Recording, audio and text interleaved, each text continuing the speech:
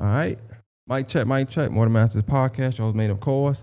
I got a very, very, very special guest across from me. I got Miss Jamie Barbie. How you doing? I'm doing good. I'm doing good. You can't hear the clapping. I'm clapping for you right now. Everybody clapping for you right now. All right. Oh man.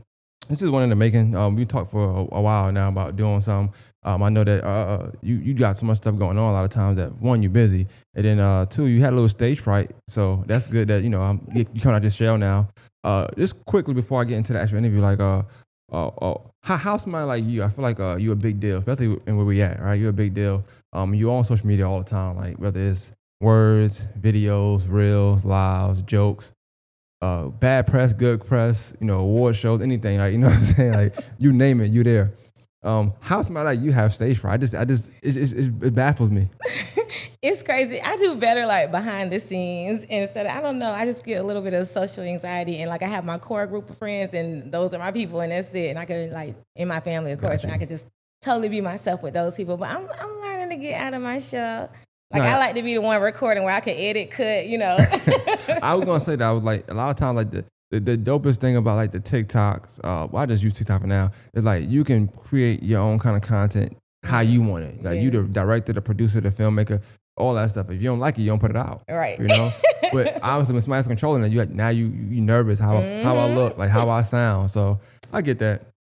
But I definitely thought like by somebody like you, especially with the birth of like how many people have podcasts over the last couple of years, ain't no telling. You're somebody that people want to tag to grab to be on their show. You got your own core, like I don't want to say fan base, but following. Got your own following. You have for a while now. So what I want to do, I want to kind of get your story, talk to you about just who you are, and then kind of get into some things that you do that's everything successful. So talk about like where you was raised at, where you was born. You from here? Where you from? Like. No, so actually, so my dad was in the military, and I am originally from Mississippi. Like, I don't have any family here. All my family on my mom's side and my dad's side both live in Mississippi. We came here. My dad got stationed in Fort Gordon, and we came here when I was in middle school, and I've been here since then. Oh wow, okay, so you from Mississippi, right? From the country. Yeah, 100%. Yeah, I mean, country here, but I mean, I would assume it's country there. I see a lot of movies about Mississippi. I'm not gonna lie, it's not a place I want to visit per se. Only because like I'd be scared seeing the movies. But people like us, it wasn't like great. Yeah. But tell me about your time in Mississippi. How was it to you? What do you remember about it being younger? Well, I do remember when I was growing up in Mississippi, while I was in school, there was a lot of discrimination. Then I remember going to a black bio elementary, and I remember when they just unsegregated the classrooms, and it was like, wow, it was crazy. It was real crazy. But my dad was able to go and do better things and get us out of there. But it's thriving now. It's totally different now. Like, the part of Mississippi where I'm from, like, my uncle had pig pens in the backyard. Like, that's how it was. It was a real country. Talk a little bit about your parents or your dad, your mom. Like, talk about each of them, like relationship you had with them when you was younger. Not now so much, but like when you was younger, and like what they taught you, like your upbringing, what you remember about that. So my dad and mom were both really hard workers. Like, my dad retired from the military. I'm actually his caregiver now. So I do that amongst all the other things that Shout I out do. to you for that too. He was very strict growing up, which is a good thing. We all need that. My mom was definitely a hard worker. She did a lot of things like in the community. And so my mom passed away a couple of years ago from breast cancer. Yeah. But she definitely inspired a lot of us do amazing things. Siblings? So I have one brother and one sister. I have an older brother, and he lives in North Carolina, and my sister lives here in Augusta. Younger, yes. Okay, so I'm the middle child, but I'm the Beyonce of the bunch. Okay, oh wow. I run it. I run it. But they agree to that? Yeah, they will. Okay. Talk about that. Like, what was it like being the middle child? Like, not too much from your parents to you, but amongst your siblings. Like, how, I look at you like I just feel like you, from what I see, of course, like you in charge, like you the CEO of almost anything you touch. So how was it like? Oh, you well, I try to, I look, but how was it like having an older brother then, and then a younger sister? So I used to complain about this all the time, but I think it made me a better person. Even though I was the middle child, I was always the one left in charge. I was always the one blamed when things like my mom and dad worked, a lot. So we were home a lot by ourselves, and I had to make sure my brother and sister, even though he was older, like I was the mama. And I remember complaining about like, why I'm always everybody depend on me. He used to do stuff wrong on purpose so they wouldn't put more responsibility on him, and I would get in trouble when he didn't do it right because I'm supposed to check behind him. Like my mama did not play. Like back in the day, she would tell us we had to vacuum the house every day. Like we're at school, nobody's at home, nobody even walked in the rooms. It would have the vacuum line still there, and she would do stuff like take a penny and hide it somewhere in the carpet in the room. And so she'll come, did y'all vacuum this room? I'm like, yes, ma'am, we did. No, you didn't, because it's penny right behind the door that I left. Like my mama was strict. She did not play, and like I was the mama. Like I had to make sure everything happened when she wasn't there. And my brother and sister always just respected that. Even with him being older, he knew like I was the one in charge. What difference did you see? Like so you said you moved in middle school, so you had, I'm assuming up until about 10, 11, 12 you was in Mississippi. Well, before I get to that, was it hard? Like I feel like you know how to spell certain things, what you used to. So I'm from New York, so I spell New York. It's not hard.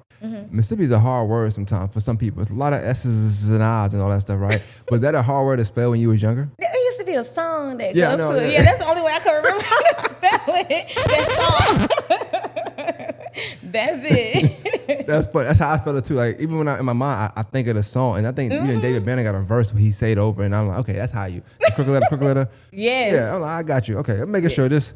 It's a tough word, but talk about the transition. Like, what was it like finally coming to Augusta, and then what was the differences that you seen in Augusta versus Mississippi at that time? Got you. So I loved coming to Augusta because after we moved from Mississippi, my dad was stationed in a lot of different places. We was in Arizona, we was in Germany for quite some time, and like I never got a chance to connect and make friends because like we were always constantly moving. So when we came to Augusta and we was here for a while, like it was a blessing to me. Like I love Augusta. Like I was happy to be somewhere and be stationed, instead of transitioning all the time, and just it made me not even want to ever make friends because they weren't gonna be my friends next year.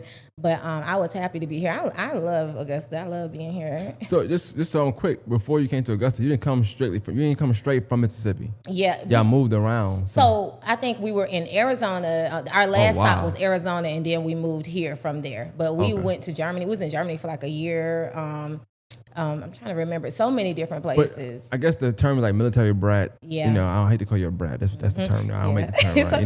Okay. But okay, so y'all move around, and then Augusta made it home. Yep. Okay. Yep.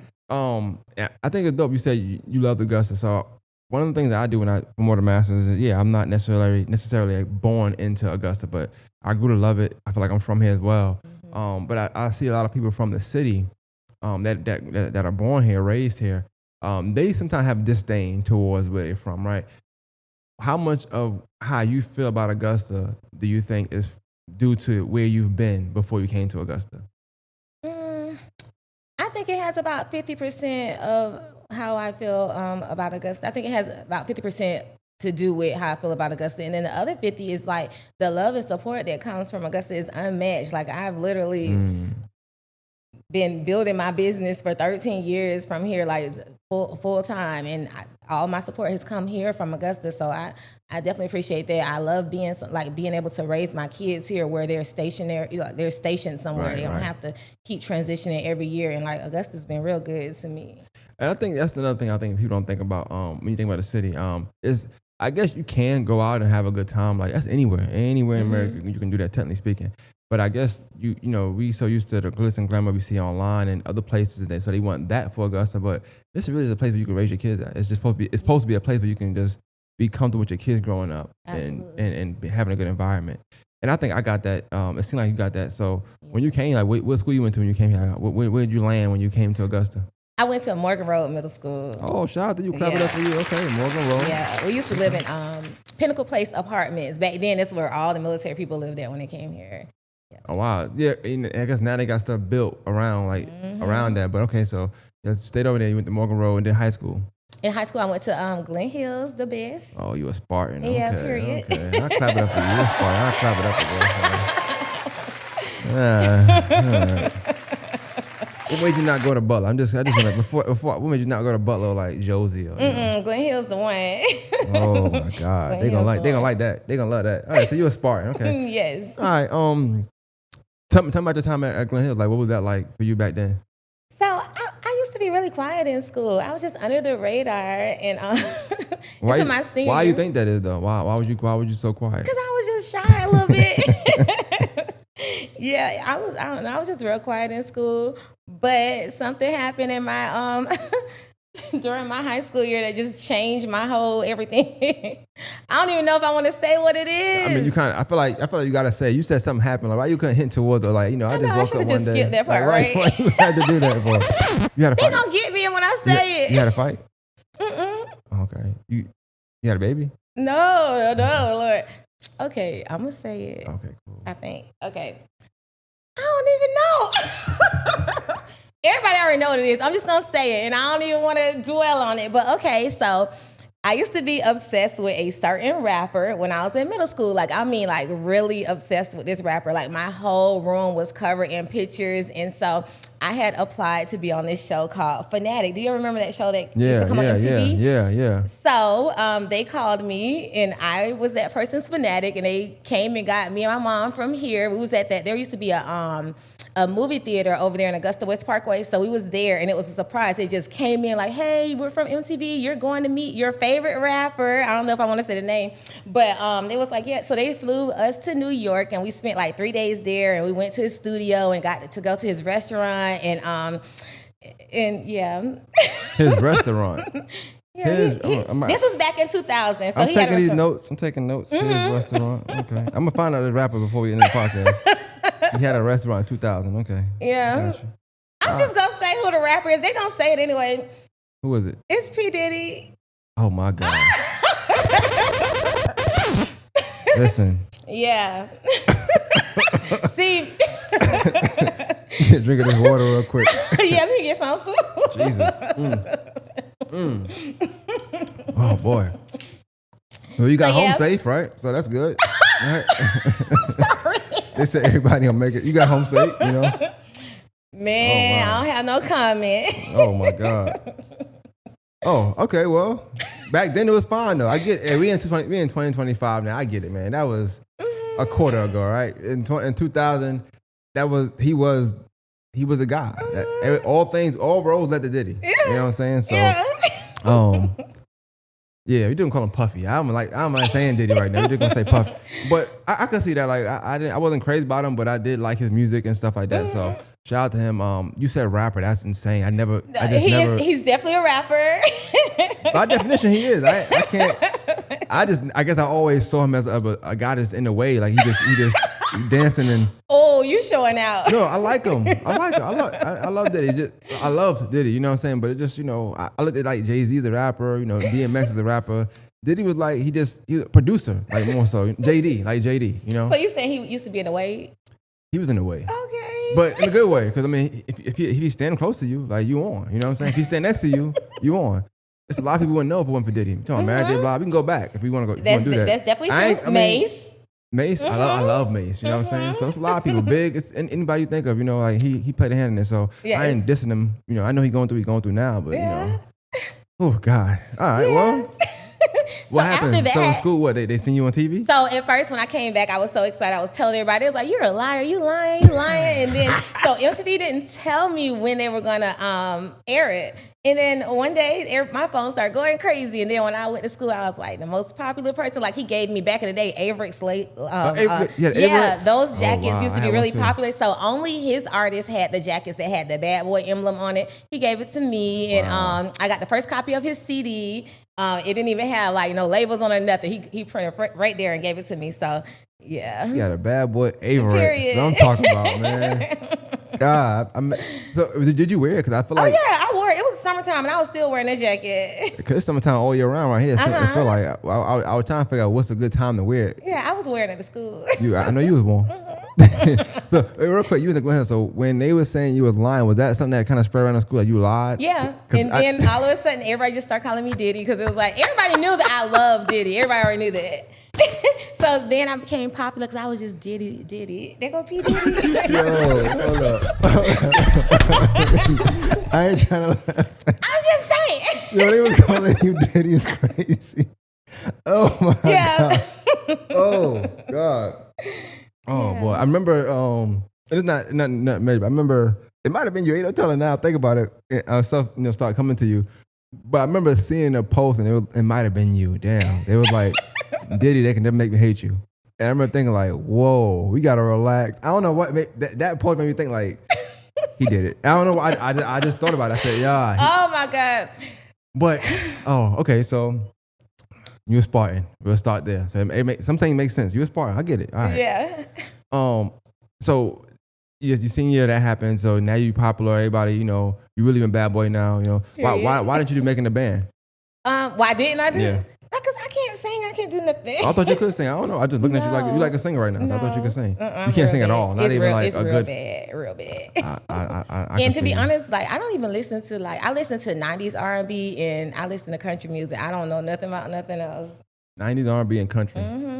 Where'd that come from? The parents or just? My mom used to listen to country music. She used to listen to a little bit of everything. But I like music that tell a story. And like nowadays, music like R&B. I mean, R&B is cool, but I like the 90s R&B because nowadays everything is about sex. Like I can't even listen to the song with my little daughter in the car. I'm like, what? I'm glad you said that.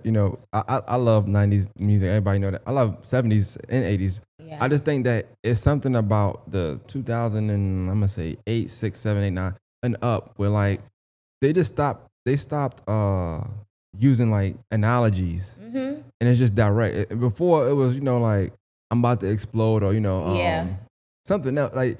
But now I'm about to I don't want to say the words on here, but it's like they just very straight to the point. In.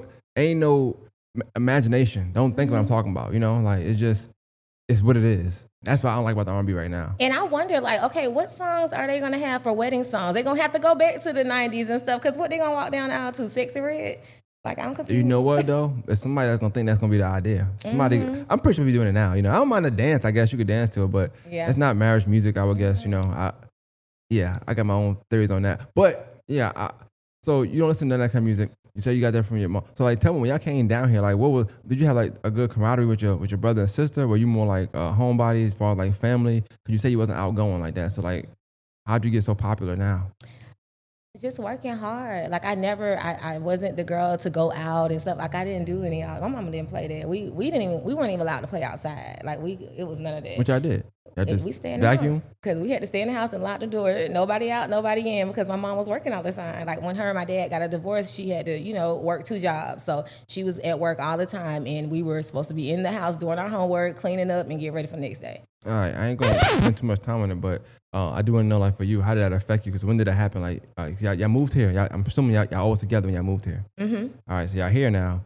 At some point, they split ways. Mm-hmm. So how did that affect you in your life? Let me see. It did definitely have an impact on me because I was a daddy's girl. I still am. And so, and my dad was not in a position where we could go over to where he was at. He was out there wilding. He was wilding in the streets. So he was still in the military though? Yes. Okay. Mm-hmm. And he slowed down a little bit after he retired. He became a correctional officer. So he got his life together a little bit. But it definitely affected me during that time. Like I missed my dad a whole lot during that time. When you say it affected you, I guess I'm more asking like, how can I put it? Like at that moment, in real time, did you know it was affecting you? Like that was the reason why, or were you just changing?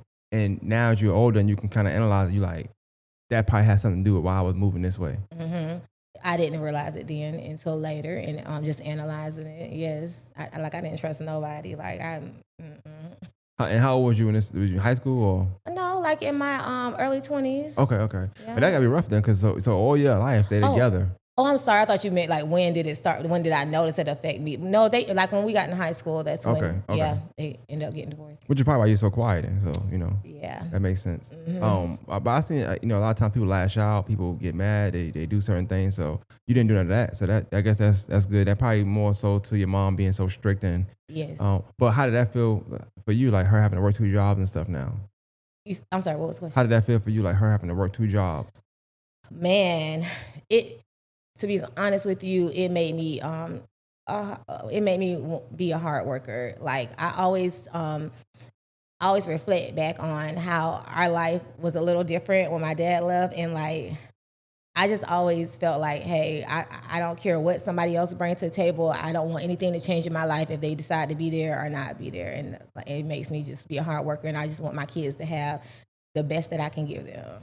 That makes sense. I like that. That's I'm glad that you took that and kind of made it work for your life. Yes. So we're gonna talk about after high school. So I guess really we could talk about this. Like, at what point or when did you start like having this business regimen? Did you ever have jobs? Did you ever like work for people? Yes. And how did that go for you? Because I always try to ask anybody I look at as entrepreneurs and like, when did you start working for yourself? Before that, like, what job did you work and how were you as a worker?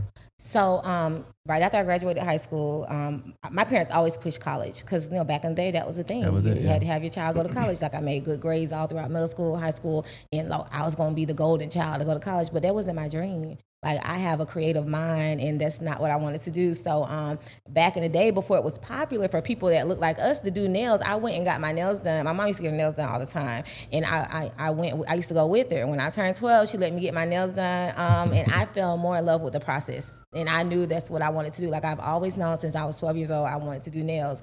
And then after I graduated, I went to nail school at Augusta Tech. They had a program there, so I graduated from that program. And in the meantime, while I was in school to do nails, I worked at Lisa's Nail Salon. That was my first job. Okay. I was her first employee outside of her family. And then after then, I got pregnant with my daughter when I was 20, my oldest child. And so my parents were like, you need to get a real job. That's not no real job. You need to get a real job. So I listened to my parents and I went and worked at, now it's called Piedmont. So I worked at University Hospital. I worked there for 10 years. 10 years. 10 years? Yes. I did insurance verification. And I did the verification for, I did it in the ER and I did it in the orthopedic clinic and home health also. So I did, dealing with the insurance companies. How was that? Like give me your experience working, especially now, like for 10 years working with somebody. Like, did you dread it? Did you like it? Did you excel? Did you just, like, how were you? So at first I did like it because I was young and I had this quote unquote corporate job where you had to dress up every day and stuff. And I felt like, oh, this is what I'm supposed to be doing. But I didn't feel fulfilled and I really didn't feel like I belonged there. And I just knew that wasn't for me. It was very boring, to be honest with you. Sometimes you'll be on the phone with insurance companies for like an hour or so. Like it was just a very boring job. Was it more so the pay was just good, or was it just the idea I'm working a corporate job? It's not like I don't know this is but I'm not working at McDonald's or this and third. Like yeah. So back then I thought the pay was good. I thought it was. And then when I had my so in between those 10 years, whatever, I gave birth to my third child, and so I was paying more for my daycare than I was paying for a mortgage. And I was like, hey, something gonna have to give because there was no extra left. And so I was like, you know what, I'm gonna just start doing nails on the weekends, just to kind of get a little extra income. And then when I started back doing nails, like the support was there, my clients were coming, they were very consistent. And so I would work Monday through Friday at my corporate job, and then Friday evenings, Saturday and Sunday, I would do nails. Like when I say all day, literally all day long. And so on those days, I made more money than what I made that whole week. Wow. Yeah. Just from doing nails? Yes. I never got my nails done. I done paid. I know it's pretty expensive. I don't know if they lied to me or not, but I was like, God damn, what they doing? Give you new fingers? Oh, you be good? The hell? But I want to ask, in your time, like doing, like, I hear a lot of stories about stylists and people that do nails and technicians and things like that. Like, how were you? Were you the rude one? Were you like the nice one? You seem nice to me, but I mean, I hear different stories about every profession, like people do here. So like, how would you describe yourself early on doing nails and stuff like that? Professional, unprofessional, like? So I was a nice one and always professional because that's one thing I will never regret from my corporate job. Like I learned a lot of customer service skills, how to be professional, how to be organized, how to be timely. Like I'll never regret my corporate job because it taught me a lot of structure, and I take that same structure and use it in all of my businesses. I think that's what you just said is amazing because like I said the same thing all the time to people. I said, you can run your business. I said sometimes even if you're a manager somewhere or you work for a corporate company, it's not that they're not paying you enough. It's not that, but it's so much you can learn from what you do there and apply it to what you want to do in your own life. And that's P&L statements. That's just knowing payroll. There's certain things that you can't just open a business one day and think it's going to blossom. Absolutely. It's going to be roadblocks. It's going to be things you got to do, but doing it somewhere else, but they paying you to learn this stuff for free. Pretty much they paying you. Like, why not? Yep. So I think that's dope. Like, knowing that it was important to be professional, important to dress up a certain way and be on time. Even today, you was on time, so clap it up for you real quick. Well, thank you. You have to be on time sometimes. I do get mad, I'm not gonna lie. I get upset, but it is what it is. I do want to ask something that, you mentioned, I don't know exactly when, your mom passed like that, and it's not like a heavy question, but it's a joke within the question. So I do want to say, I always say if I seen you, I have to bring this up, right? So back in 2022, it had to been 2022, I don't know. Yeah. Or 2021, either one. We spoke for a second. I didn't know you then. I didn't know you. I don't know you now, I guess, but I didn't know you like that then. You weren't like how you are right now. And we went back and forth. I think somebody said you should have it on. I said, okay, cool. We text, and I'm working like 60 hours a week at this time. I'm just so busy. I ain't.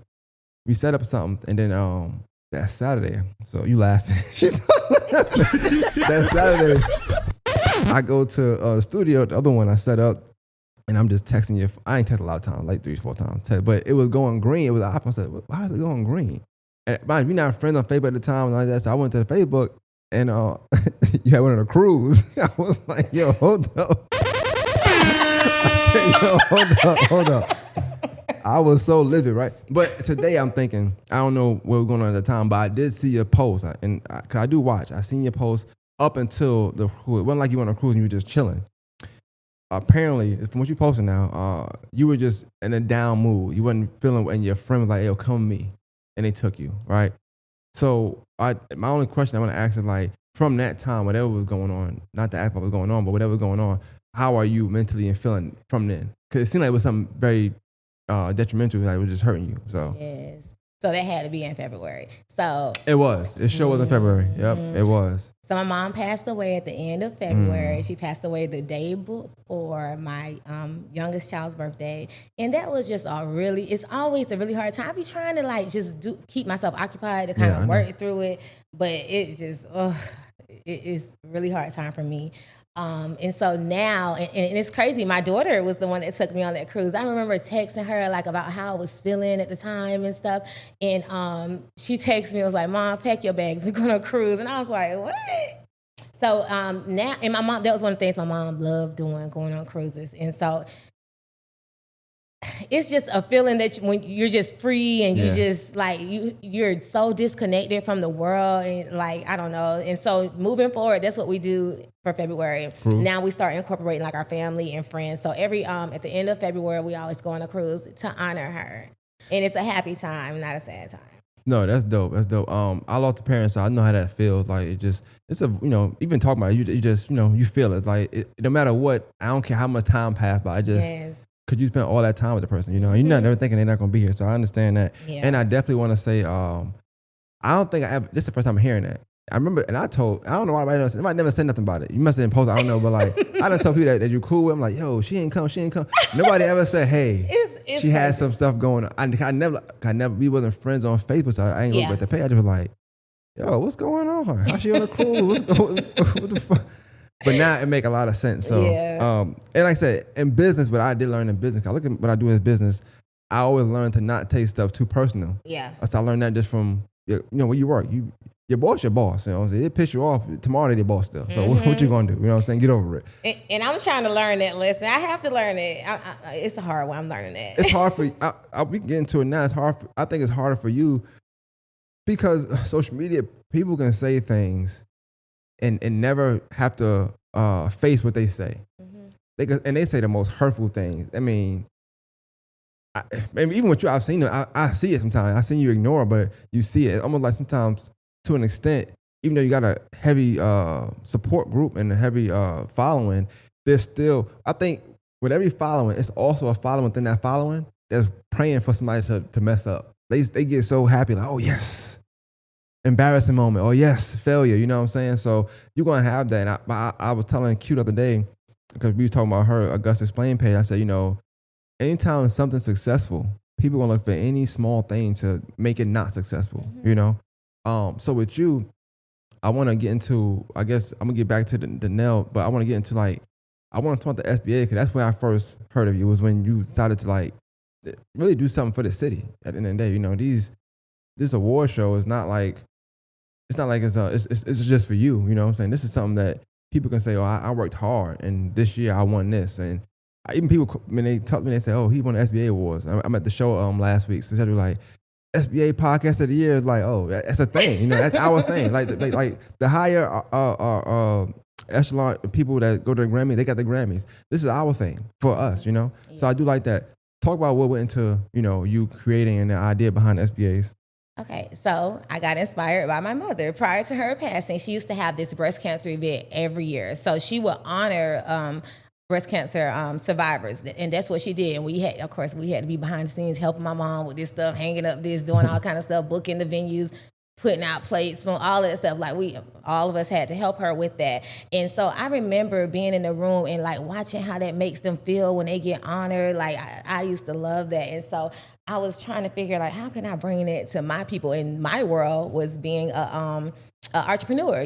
That was my life then. That's all I did. And then so my mom and I kind of tossed the ideal around a little bit, and then I saw an award show called, I think it's it's not a show, but it's something that the newspaper do, I think, called Augusta Best or Best of Augusta or something like that. Yeah. So I remember looking at that. I was like, oh, I didn't know this exists. So I'm scrolling through. I was like, I know some of my friends on here, because some of the people that I know are most of the people that I know are entrepreneurs. And so I'm looking, I'm still looking. I don't see anybody that I recognize.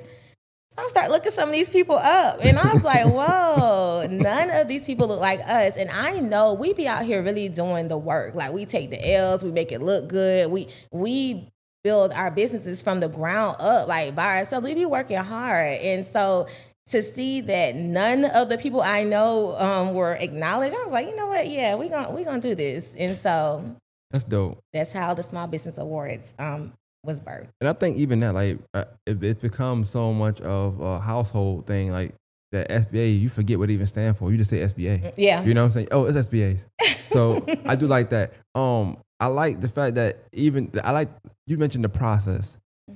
But even it's funny, you mentioned the process and you said, you like the process. I like the process too. I think it's it probably need to be a study on who like the process and who don't. But I think the process is maybe a little bit different for you in the sense of what you're seeing if you're looking at the outside looking in, because I think that'd be the funniest part to me. Because people always want to they get upset when they're not nominated, or they get upset for not nominating themselves or whatever the case may be. But that process of the nominations and stuff, for the award show, I think always causes commotion every year. Yes.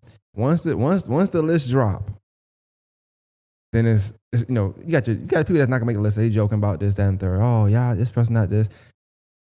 So when you see that, does that bother you, or do you feel like that's good promotion? Okay, so we going on year 5. And the very first year, I am not gonna lie, I was like, whoa, because I'm not in the circles, the circle of people that I know are always positive. They always support new things that happen. So it was a shocker to me. I was like, what is going on? When I swear I had good intentions. I just wanted to highlight businesses and give people a bigger platform, because a lot of people don't do all the social media stuff.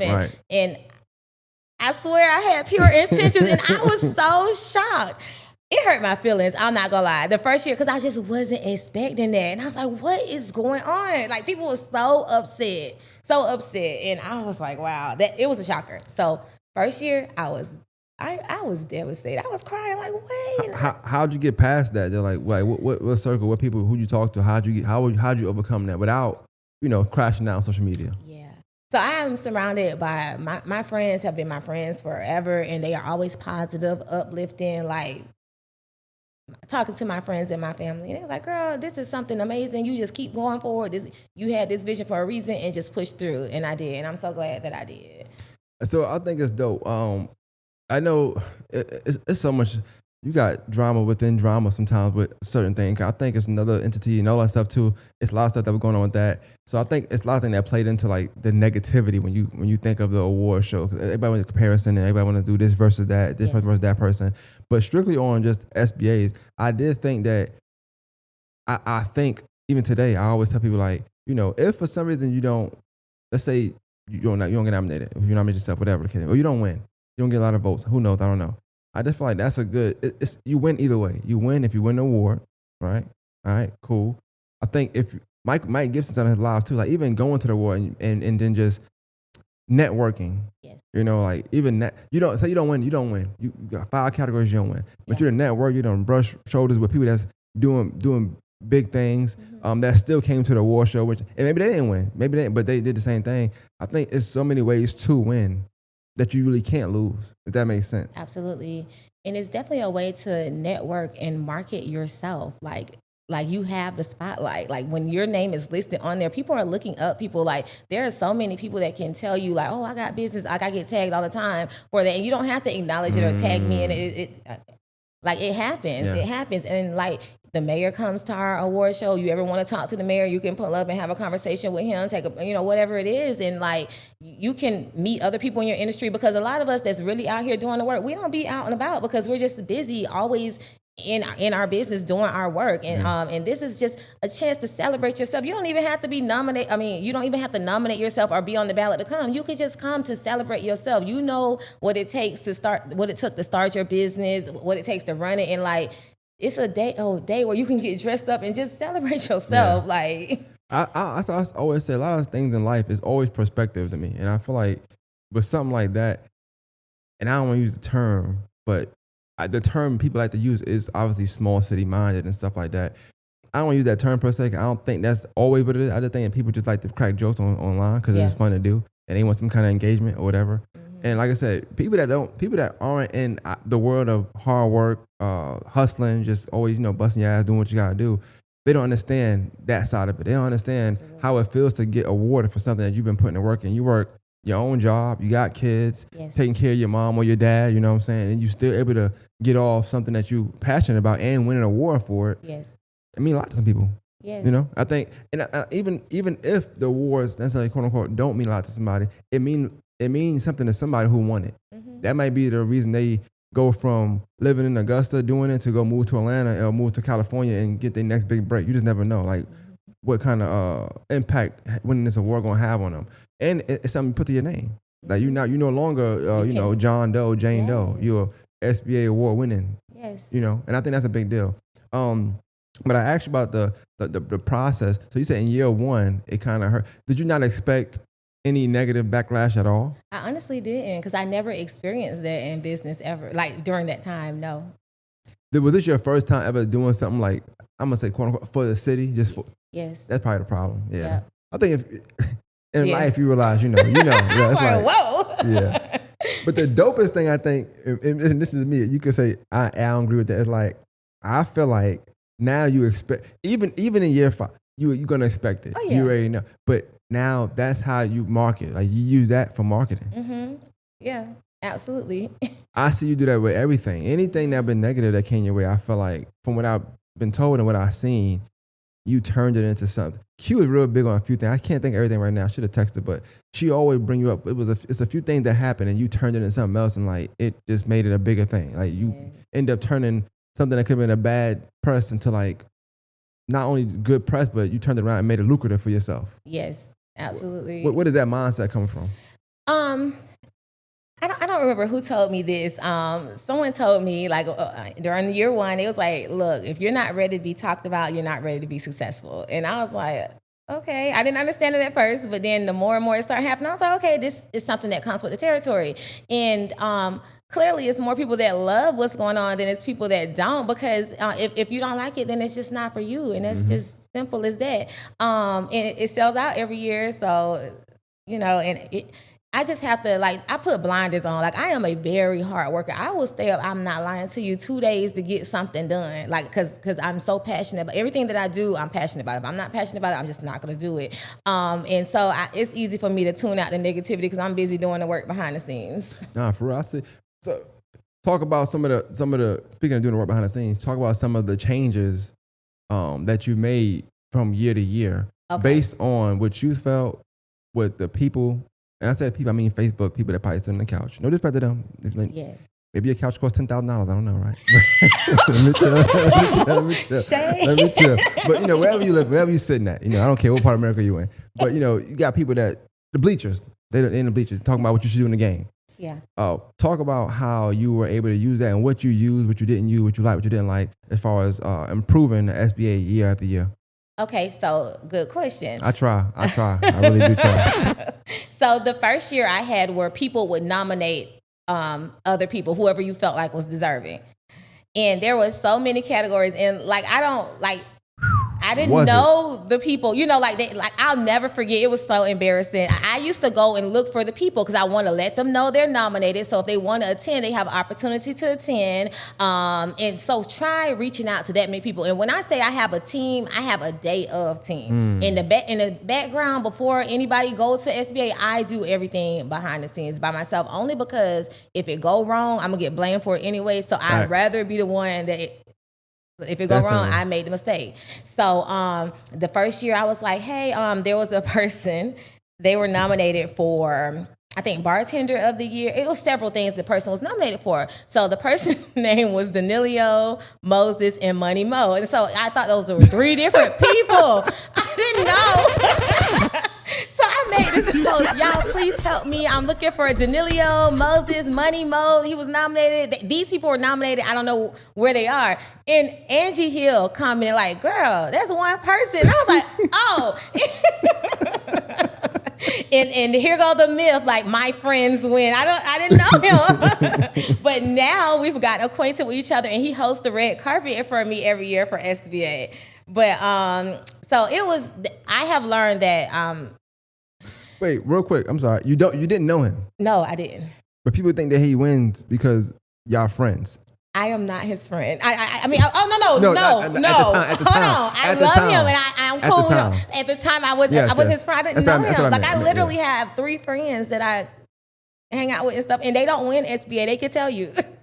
So they don't have nothing to do with nothing. Because at the end of the day, it doesn't benefit me in one way, shape, or form who wins. I don't care. Because anything that I get in the city, I pay for. Like, I don't ask for special privileges. I don't ask people to do me favors. Like, I pay for what I want, so it doesn't benefit me who wins or whatever. But we all winning. We work in our businesses. We live in our best life. We winning. Trophy, no trophy, it doesn't matter. I got that same mindset. So for real. I just on the tangent, I got more questions about SBA, but I always tell people the same thing. Not to diss anything I've won. Yeah. I love it. I'm appreciative, but I'm going to move no different. Yes. No different than what I've been moving, whether I win it or don't win it. You know what I'm saying? I'm never going to be like, oh, I won, now I got to turn up.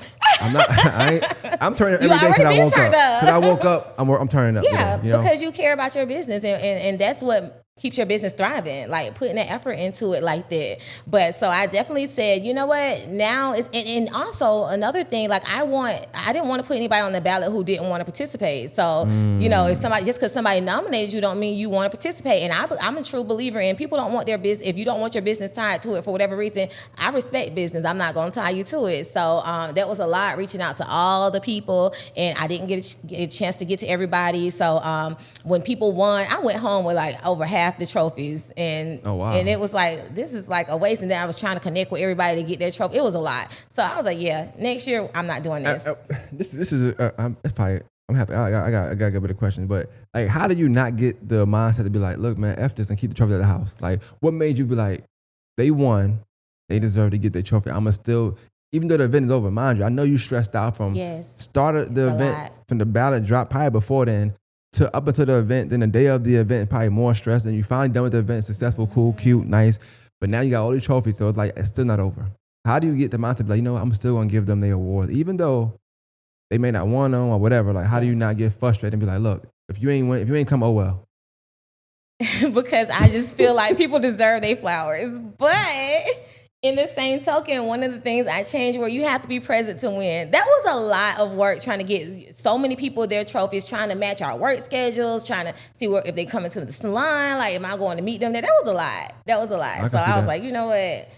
And then it's not fair to the person who actually came you know, like, it was like, okay, I got dressed up and got my makeup done and my hair done and all this stuff. And then the person who won the trophy didn't even show. I seen a lot of that. And I always ask every year, right after, for the people who actually attended, if you could change something about it, what would it be? And I always tell them to send me a message. And then I actually see you, not to cut you, I'm sorry, but I have to say, I see you even go on posts. So if you see a post getting shared, like, you'll go on that post, and I don't know how you ignore the comment before you comment, because sometimes they be joking, but you be like, hey, professional as ever.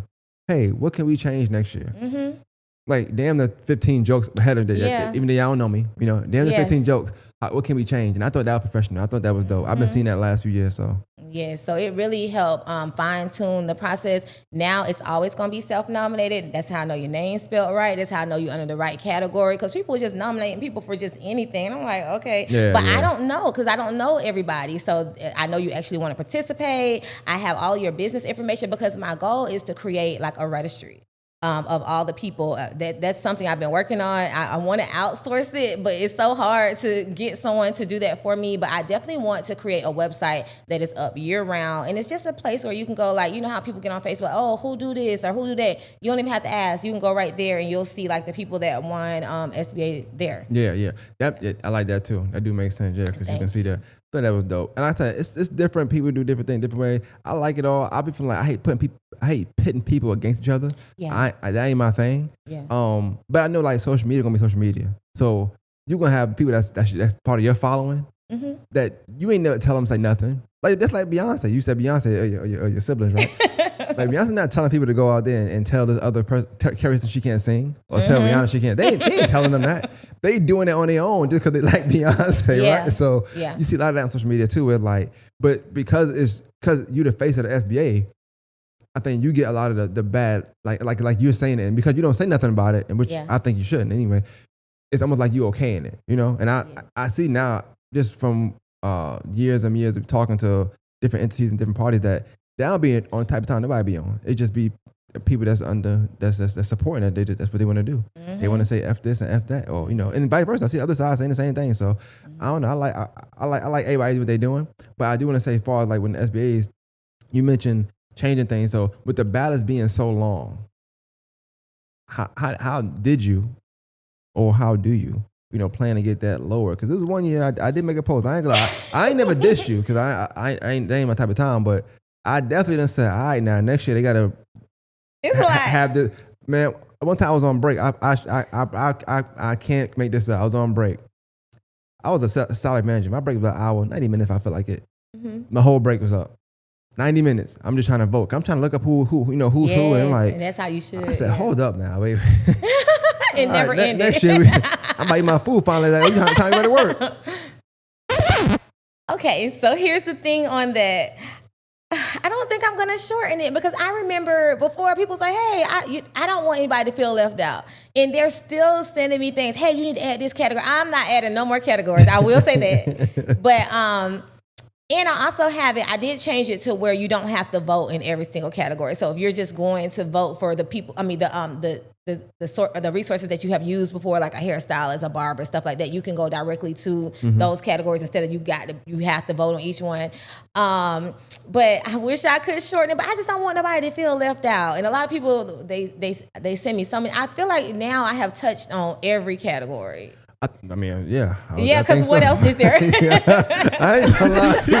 You definitely touch on every category. But I like that though, because like I said, let's just say, for instance, you would, because I've heard and I've talked to people, and we said, well, maybe you should merge some categories, whatever. Like, but then let's say, for my instance, I'll use myself as an example. So podcast. But then let's say you had a videographer. Then let's say you had photographer. Yes. And now it's like, media personality. It's like, well, what's the chance that everybody gonna win now? So instead of having 3 winners, you got one. Yeah. When you could have had 3 supporters, 3 people sharing, you know what I'm saying? Like, you're gonna take away from this amount of support you might get too. Absolutely. With that, because it's not as many categories. people also they get down very quickly. So they'll be in a category with somebody else and just assume they're gonna lose. Like, oh yeah, I'm good. Or that's when you get the message like, hey, can you take me out of this, please? Because they don't want to lose. I mean, I get it. People want to lose, but I ain't never cared, I guess. But people want to lose, yeah. And it's like, you're not losing. Nobody's losing. It's always a win. Like, you winning. You wake up every morning doing what you love. Winning. You also changed, but the nomination, because I think a couple years you had to nominate yourself. Yes. Right? But you don't have to do that no more, do you? No, you still do. And it's going to be stuck on nomination. But you could be writing. You said what now? You could be writing. Oh, no. Yeah, so the categories that don't have at least 2 nominees in it, I was opened up to write-ins. I don't know if I'm going to do that this year or not. So I am definitely going to start the nominations way early. People requested that. So I'm going to start it 6 months in advance. So nobody be like, oh, I didn't know. And I'm going to be promoting it, and you got 6 months to You're going to start your headache early. I got you. Yes. So hopefully there are at least 2 people in every category. So that's the only reason why I did write-ins, where there wasn't enough people. In the Facebook algorithm is really crazy right now, so everybody don't get to see everything. But I think promoting it for 6 months, you're gonna see something regarding SBA. So I see a lot of your stuff though. You just, I guess, popping. So it's well, you're thank gonna you. come across the timeline, but that did make sense. And I see you got the SBA page. Yes. So how does that work? You have to be nominated to be involved with the page. You got to just be like the page. How that work? So we have like it's like a business page, and I just where like, because you don't have to follow me just to get SBA information. So I try to put that information there in the you're probably referring like to the groups that I have. So those are for people that's nominated. So in case there's like some information that I want to give out to just nominees, I could just blast it in the group like, hey y'all, you might want to show up 30 minutes early, something like that. Or I put the voting link inside that group so everybody can have it. Just a lot of back information, but nothing real special in there. It's gonna sound like a weird question probably, but I'm gonna ask. I'm really asking, and I'm purposely not bringing up nothing else. But like, will there be a time, or maybe you think about doing it where people can see the results? Yes. So, good question. Yeah, I try. I definitely try. Good question. Okay, first year after that, everybody was like, I want to see the results. So this is what I did. So I use a paid website. It's not a free website. You can look it up. I'll send you the link. It's like $200 a month, and I do it for 2 months. The voting website that we actually use. And so the way they break it down is like 100 pages or whatever. 1 year, I printed out all the results. The second year. And so I had a friend at the table, and we announced it. Hey, if anybody wants to see the results, you can go over to the table. Nobody went. My friend sit there the whole night with the paper. Nobody went and asked any questions. They did not go and look at the results. None of that. So I was like, okay, well, that was a waste. But I can have them at the table again moving forward. That's going to be something I'm going to have every year. And there was something else about the results that I wanted to say. I can't remember what it was. Or post them. I mean, I know, but just post them. That's it. That's what I want to say. I will never post the results, but I will have them at SBA where you can see them. I won't post them because, number one, that can be discouraging to somebody who, because you know how people do on social media. So let's just say you're at the bottom. Yeah. And look at such and such. She thought she was out there. Look at her. She only got 1% of the vote. And I don't want to discourage anybody or make anybody feel embarrassed or less than, because you know how people do it. I don't like that. Nah, you know what? That makes a lot of sense. I never thought about it that way. Because you're right. I always thought about it from the standpoint of like, if I lost, how much did I lose by? Yeah. Or if I won, who was right behind me and what they're doing so I can still do better. That's how I look at it, right? Yes. But yeah, there are people that will look at it like, 0.6%, and that is screenshotting it, laughing, or you might get into somebody on social media and like, you ain't win. This what you. I understand. It happens. I get that. So I'll definitely every year I will have them at the table, and we will announce. You can go and look at the results. So I like that. I like that. Okay, so that gave me clarity on that, because I thought the same thing. I said, why wouldn't she? But that makes sense now on that, because technically speaking, you're gonna have more people who don't win the award than that do win the award because of the nominees. Yes, the award, not win. Everybody's still winning, just the award. Yeah. So okay, that makes sense. But that also could be another reason why too. Like, you seeing people not go to the table, they might have been discouraged as well. So maybe they didn't even want to look at it like, okay, well, I just lost. It don't matter. You got people like that, Yeah. Not saying that's a good or bad thing. I just know that's the vibe sometimes. I say go look at it. I don't see why not. Like, if you, I mean, I don't know, but I will say this. A lot of times people, I see this a lot sometimes. Sometimes people too cool for school. Yeah. That's just what that's what it comes down to. People too cool for school, so like they could be nominated for something, but if you just don't like to do that, that's fine. But you got some people who just they won't post that they nominated. They just hope they win so they can pop out and be like, oh, I want. But they never like involved in it because I guess the idea they might not win. And I think they don't want to parade and be saying vote, vote, vote and don't win because then they feel like they lost. Yes, that's true. What advice like do you have for people like because as a business owner, as an entrepreneur yourself, is that a bad thing like to not promote yourself, like to not brand yourself? I think you should promote yourself in any way, shape, form, or fashion, especially when there's a platform, a different platform. I'm going to always promote myself. Like, I would definitely promote myself. Like, the more, like people always say, oh, such and such, because she popular. Well, how do you think that brand became popular? It's not about the person. I mean, yeah, okay, good customer service, having a good attitude about things. But it's the people that you see out here really working and promoting themselves. Like, those are the people, their brand is popular because they don't let up. I'm glad you brought that word up. I get PTSD from the word popular. I don't know if you got it or not, but I definitely get PTSD. It's so many people that like, you got people that have excuses, and I think that's the first excuse everybody use, like, oh, you won because you're popular, but whatever. Not me, but just in general. Or whatever. Anytime something's successful, it's because of something. It can't be because you didn't do the work. It can't be because you're not doing what you got. It got to be because everybody know that person. But like you said, well, how does everybody know that person? People act like you wake up one day and then like you just popular. No, you have to do something or some things to get to that level. Being consistent and Very showing consistent. up every day, whether you feel like it, don't feel like it, the good, the bad, like showing up every day for yourself and your brand, like every day. And also you got to have something of quality to provide. Quality over quantity anytime. Yes. But quality and consistency, quality plus consistency, you good to go. Yeah. But I see this every time. It don't matter what award every time you see this post the very next day. Oh, so everybody that popular won. Oh, so everybody's on the internet won.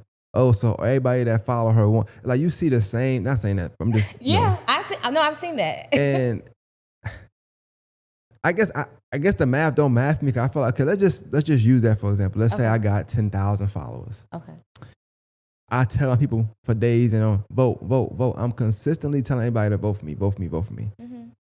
So like I might get 10% of that. So I might get 1,000, 1,200 votes, whatever. Yeah. But I might just need 900 votes to win. Yes. I might just need 700 votes to win, right? Yes.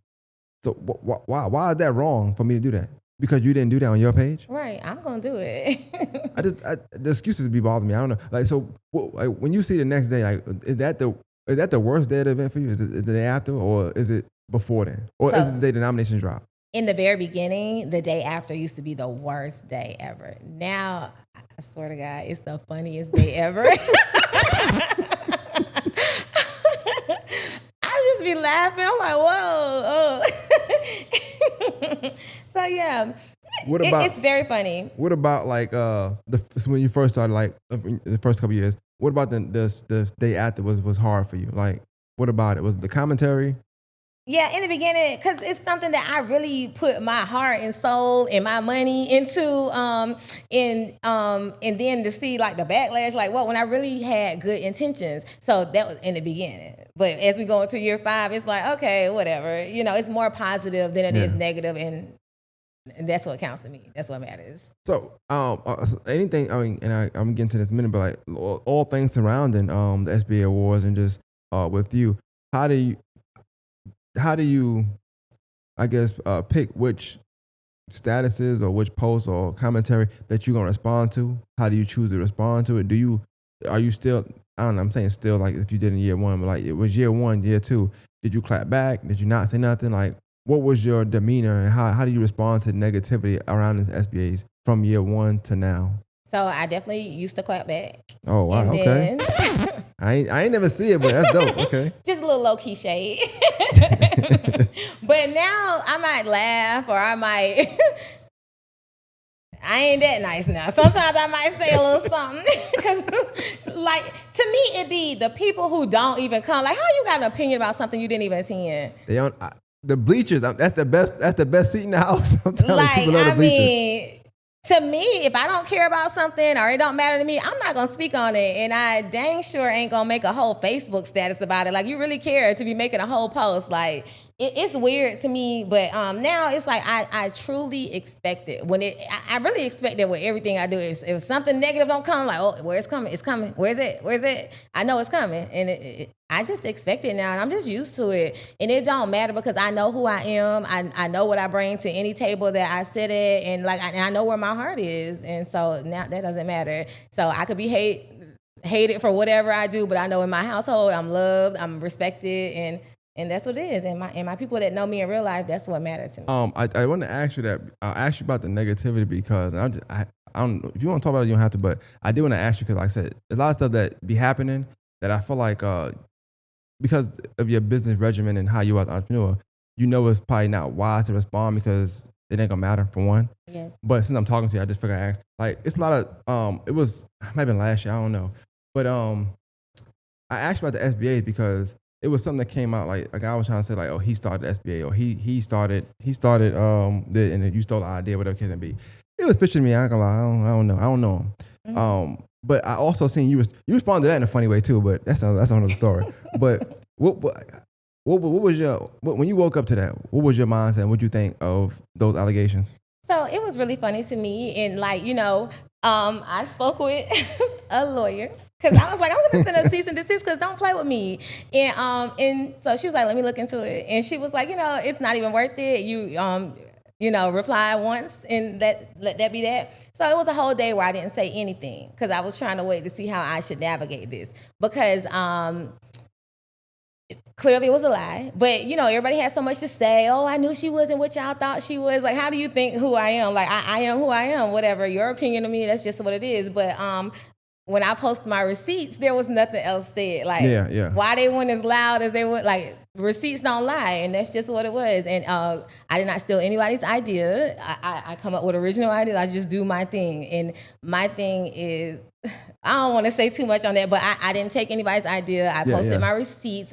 But I will say, like, this person came to me, and he was like, hey, let's collect. I don't think I really want to go into that. I'm cool with that. I mean, but I had my receipts and I posted them. And if you ain't stealing, you ain't stealing. I know that it's on people watch it. They're gonna watch for all that stuff. So I don't want to do I don't want to not do my due diligence by not. Oh yeah, absolutely. And I know it was something that was gonna come up. So. But yeah, that's just. And then I'm gonna get all that right now so we can get. I'm gonna get the other stuff though. Okay. But it's not a real question. I don't know how you felt about it, how you respond to stuff like this. I don't know exactly what happened, but I feel like sometimes I've seen people. I'm assuming people they don't like you. I don't know, and they'll tag you and stuff like that. And I don't know exactly what happened, so I'm not going to speak on too much what happened, but I remember people tagging you and saying, hey, this is XYZ daughter. I don't know what happened, but it was something like that. When people involve your kids or your family based on them not liking you for whatever reason, how did that make you feel? How do you respond to that? I never did my research on how you responded to it. I just remember one day seeing it. And I just like, dang, that's kind of crazy. But you keep going. I don't even know people's personal life. Yes. But like when you see that or you wake up to that, how do you respond to that, and how do you move going forward after that happens? I think that's a little bit too far. Like, speaking on people's children, like I would never speak on someone else's child. And it's like, my child don't even know y'all, and y'all too grown for that. And I'm not trying to be funny, and my child is doing better than a lot of people that was doing the talking. It's like, why does it matter? I know you're not trying to be funny. I know. I'm just being for real. But and it's like, children are children, even when they grown. I have my life, and my grown child has her own life. She does not live in my household. My child got her own thing going on. She runs a business, a very successful business. She has a lot of amazing things coming up in her future. And yes, she did make a mistake. Did I condone that mistake? No, I didn't. And just because I don't publicly, I guess, like, beat her down publicly, I will never do that because I don't have to do that to prove that. So they figured since I didn't say anything about it publicly, I was condoning it. No, I correct in private and love in public, and that's what it's always going to be when it comes to my family.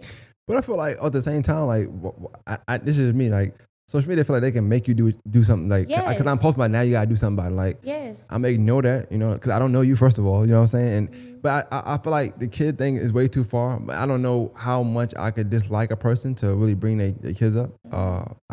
I don't think I can. I Honestly, think I that's don't just think that really deep. weird. That's weird to me. Like, where did it come from? That's when you don't know 'em. And my child don't know these grown That's the thing, they don't be 40-year-old knowing people. y'all. She's 20 something. Like, that's crazy. And I think the thing about it is that's why I asked you these questions because of your position and what you do and how successful you are and a lot of things you are doing.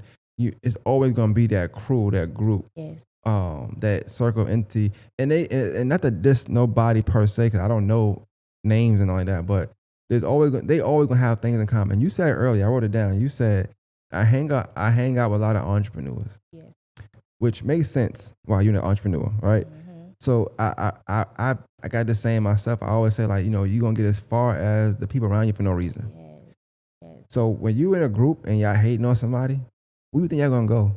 Like y'all just gonna be there hating on everybody. So now everybody that walk by, y'all hating on them. Yeah. They're just the guys on the corner sitting down, Yes. talking about high school and middle school when y'all was, I don't know, 25 Our pounds. conversations be real different. It's rich conversations, money conversations. We ain't there yet, but we trying to get it. That's the goal. That's the mindset. It's not about what somebody else is doing. Yes. And if it is, it's like, what can we do to do that and do it better? Or, it's not hating on somebody. Mm-hmm. So some more SBA. I know you. You said you mentioned the feedback you get about your friends when your friends win. Yeah. How hard is it to like see nomination and you see like say Tyrus is nominated? Yes. It's a good chance he's gonna win. Like I think he probably one of the most polarizing people in the city. Mm-hmm. But I feel like it's not because he's popular. He's really good at what he do. He can sing. He's funny. He can entertain. Like all the stuff he nominated for, he pretty much he does it that well to get to win. But do you feel like you ever feel a way because you're attached to them? Because I mean, I don't know if y'all friends per se, but y'all seem to be cool. But I don't think y'all win because he's cool. He's definitely my friend, and he doesn't win because like he wins by a landslide in whatever category he's in. Like that's just how it go. And he doesn't. And I think because he's my friend, he don't campaign for votes, so he don't be like, hey. And also because he's the host, and I pay him to host. I have receipts, and I file it on my taxes. Okay, it's like it's not a favor or whatever. But they were saying that he hosts and he like so you get him host for free and he win the awards. That's what they were saying. I guess that's what they say. No, Oh, I pay and I have receipts. I filed this on my taxes. But no, so I think he kind of chill out on like, hey, vote for me because he's one of those people who ain't really got to say it. It's like the people love him. They love him. What's the best part? Cause we talk about a lot of negative, but what's the best parts? I'm saying parts of the event to you. I love my favorite part of SBA and what makes me just do it over and over again, regardless of the feedback and stuff, is like when you in the room, the feeling. Like I have so many videos of just the people just smiling and just happy to be there. They look good, they feel good, and like that feeling is unmatched. And I just love that for our people. I love to see that. I love to feel it. Like everybody's happy. They get to meet people that are in their industry that they would have never met because everybody's busy working and stuff. And just that feeling in the room, it feels so good. Like I see people bring their grandmothers with them and they win and stuff. It's amazing. I just love the feeling that's in the room. So, I brought it up a couple of times, but like I said, you're going to have different people that's going to feel different ways about that kind of stuff. And I totally get it, Mm-hmm. But what you just said, it made me think about the fact that, somebody could bring their grandmother, right? So a lot of times you be younger, we got these, like you said, you can't sing. I can't sing either, right? I thought I could when I was younger. I had a little girl voice. I thought I could sing, right? I can't. But you want to do things for your mom. You want to win awards for your parents. You want to impress them. You want to tell them, hey, look, I'm something, right? Yes. And some people, and that thing about SBA is like it's no it's no barrier. So as long as if you operate in a good business or you operate in a good, whether you're under the categories or not, you're good to go. Yeah. So if you could have did, like the guy from Kitchen, you could have did time in jail. Mm-hmm. It probably was times for decades, whatever, how long he was in jail for, his mom probably just couldn't really talk about, oh, my baby, he in jail. Yes. Or he get home now. So it's more than just a quote unquote award. You know what I'm saying? Sometimes it's a turnaround for somebody's life. It's a turnaround. Yes. It's a way you can make your parents or your loved ones feel proud of you. Absolutely. You know what I'm saying? Even for yourself. Absolutely. Who I'm pretty sure he wasn't thinking about that when he was behind the wall. Like, in about 15 years, I'm gonna be out here, I'm gonna do this. Like people that was doing what he's doing when he was in jail and he's surpassing them. So I do think that, it's different ways to look at the award show. Not even the show. I guess you can make it a show, technically speaking, but the award ceremony, like I like that. But you mentioned the room. and how you have all the talent in the room, and people they can't see each other during the year because they're too busy. Yes. Some people don't work here; they work in Atlanta. They just come down for the ceremony. I think that's dope too, to have all that talent in one room. Like, what that feel like to have that much talent in one room? It's so inspiring. Local talent, by the way. Yes, it's so inspiring, like to see, like hear people's story and see people like doing better than you, and it's like, oh, I got to get like such and such, like they on their stuff, like, oh my God, this is it's amazing. It's such it's a good feeling. It's a good feeling. It's very inspirational. One thing I like I see that games in town. Like before I would be on camera, before I was doing that, I go to a game or whatever. Somebody be like, hey, you do such and such. I'm like, yeah, I do that. And they'll tell you like, well, I was on tour for the military, and I always listen to you, kept me informed. And I don't know if I can paint, but that feel good, right? Mm-hmm. So I could imagine being in a room and like you see the sheriff or you see the mayor, or you see somebody there and they're like, yo, and they know you. Yes. This the mayor. Yes, for real. But he know your name. You know what I'm saying? That's a big deal. They know. Mm-hmm. So I think when you get past, of course, the joke, I think the jokes come with everything. I don't care what it is. That's NBA. You got people, you got to think. So we in Augusta, Georgia, which I love to death, but you doing big things and successful. We'll be silly to think that we won't get that treatment when you got people talking about Anthony Edwards or whatever, talking about LeBron James. They professional ball players, but you got ball players that couldn't go to college that's talking about them. You know what I'm saying? So it's like, that's just the way of the world. And I think with the territory. The more you know that, the easier it is to kind of, go forward. I ain't gonna lie, some of them jokes do be funny though. Nah, it be funny as hell. I mean, on both ends, like I seen jokes that was funny. I'm like, okay, that was a little funny, But I also feel like with somebody like you see a joke and you might laugh funny how it's cool, but next year you make that joke next year. I'm gonna do something different. So I did see that. I don't think I should have asked people like what they have. I don't have no suggestions. I just feel like, if it's successful, keep doing it. My favorite part is the day after too. Luckily for me, I ain't the one putting in blood, sweat, and tears. So I get to sit back. I'm looking for your responses. I'm looking for people that won live. Like after this year, you gotta think Mike went live, this person went live, that person went live. And it wasn't negative stuff. It was just like, hey, look, y'all looking at it. And I think you said year 5 now. So I'm thinking all this time, I think also these award shows, the SBA, and the stuff y'all doing, I think it also open people's mind to like a bigger picture of what we actually doing, what you actually doing, And I think Mike Live, in particular, I know he talked about like being in them rooms. Y'all don't get how that room can take you to that room. Absolutely. Yeah, you didn't win an award. Okay, cool. Y'all think it's cute. It's funny how I get your laugh, but like that person that's in that room right now about to go to a different room. They moving forward.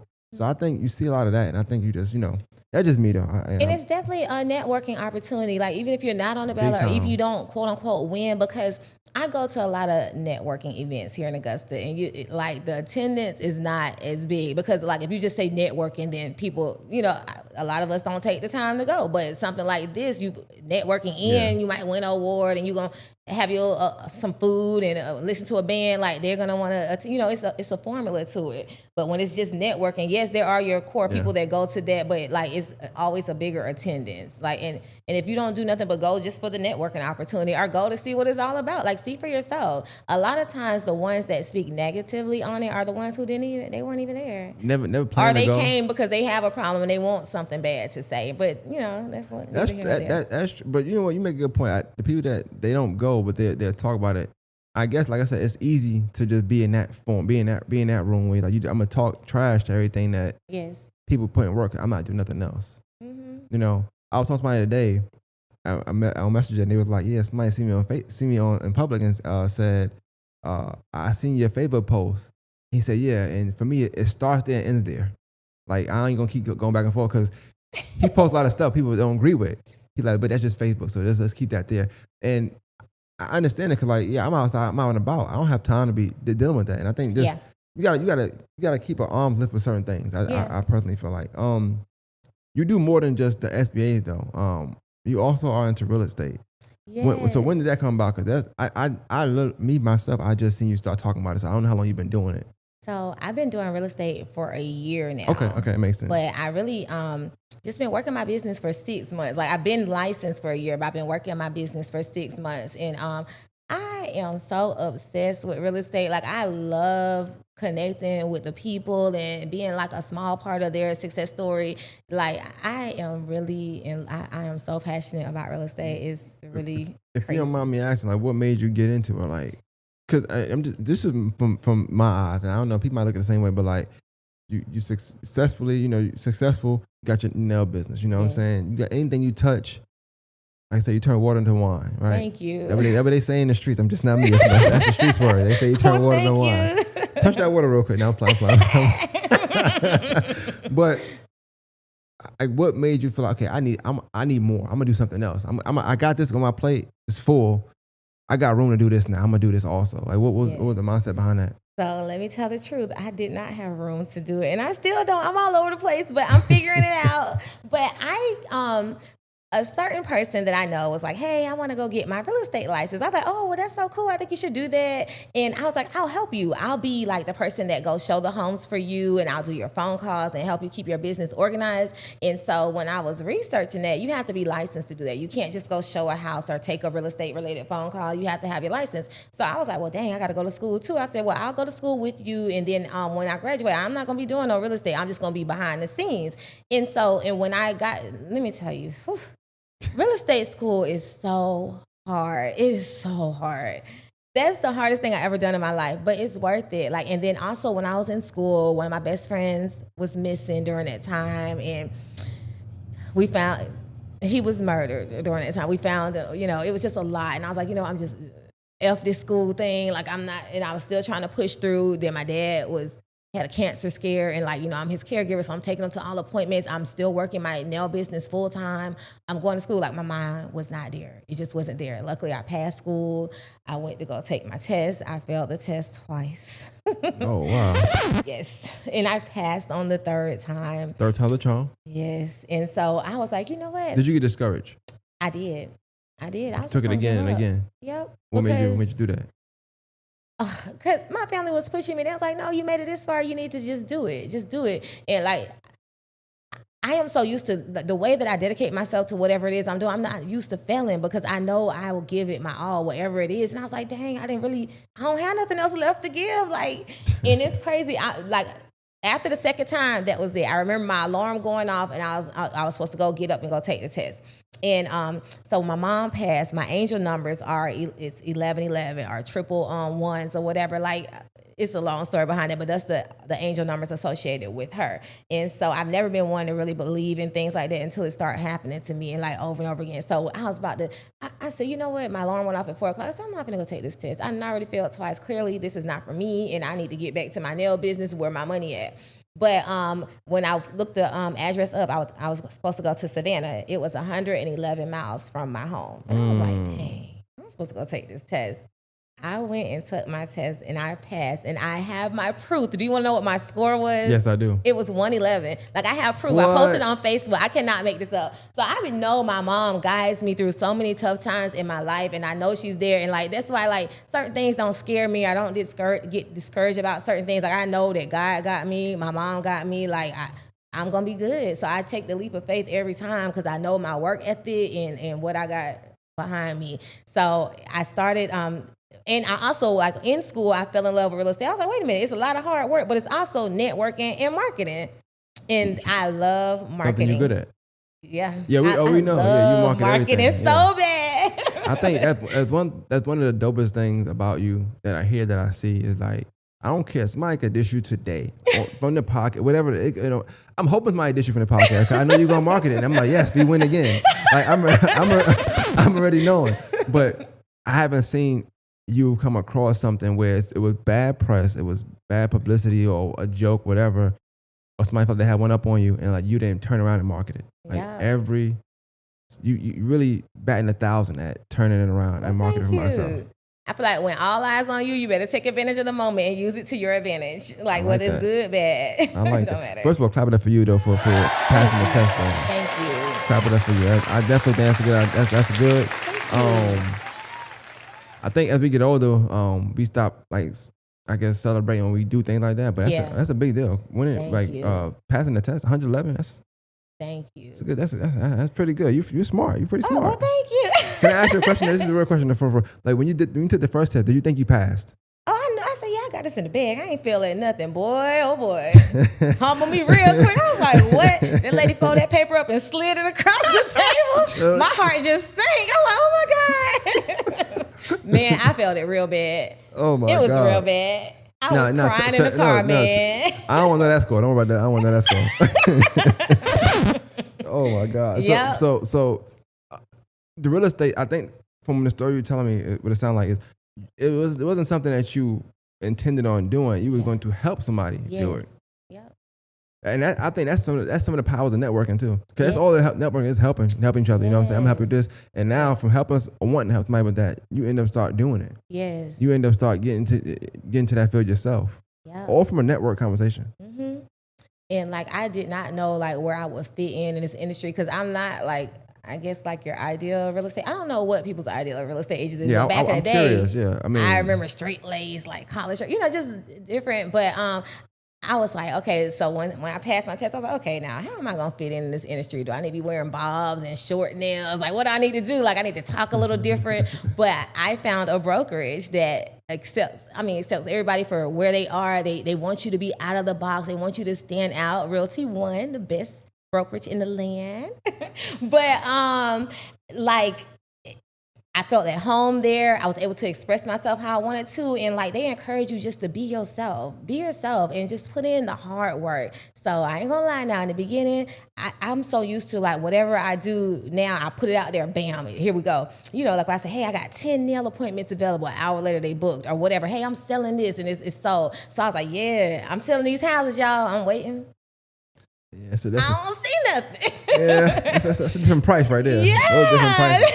Different requirements too. Yes. So I was like, I'm gonna go where my money at, nails. I'm still gonna pay my brokerage fees. I'm still gonna be a real estate agent. But then I was thinking, I said, I'm over here paying this, and I can't quit. Like I have to really apply myself. So I said, it was in December. I said, I'm really gonna go hard. I remember all the things that it took when I was building my nail business. I said, I'm gonna take this, I'm gonna apply it to real estate, and it has been amazing.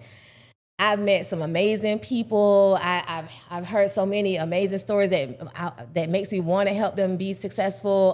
And I found a way to get my audience interested in real estate because real estate is kind of boring, telling somebody about it. But I spiced it up and make it a fun thing. Yeah, I celebrate my people from the start to the finish. Like I see your TikTok. That'd be funny. I like it. Thank you. But I am so obsessed with real estate. It's so bad. I know my family gets sick of me talking about it, but I really love it. Like today, I was showing houses. I was making sure I was going to be on time. I was like, I got to go to a podcast. But I literally do real estate every single day. I love it. I ain't gonna lie. You had me a little worried. I was like, cause when I text you, I was like, she ain't respond, so. But I told myself, I said, if she don't show up, I'm just gonna record my thing out loud. It'd be fine. She said Monday was good too. I'll say this. This is what I said this before.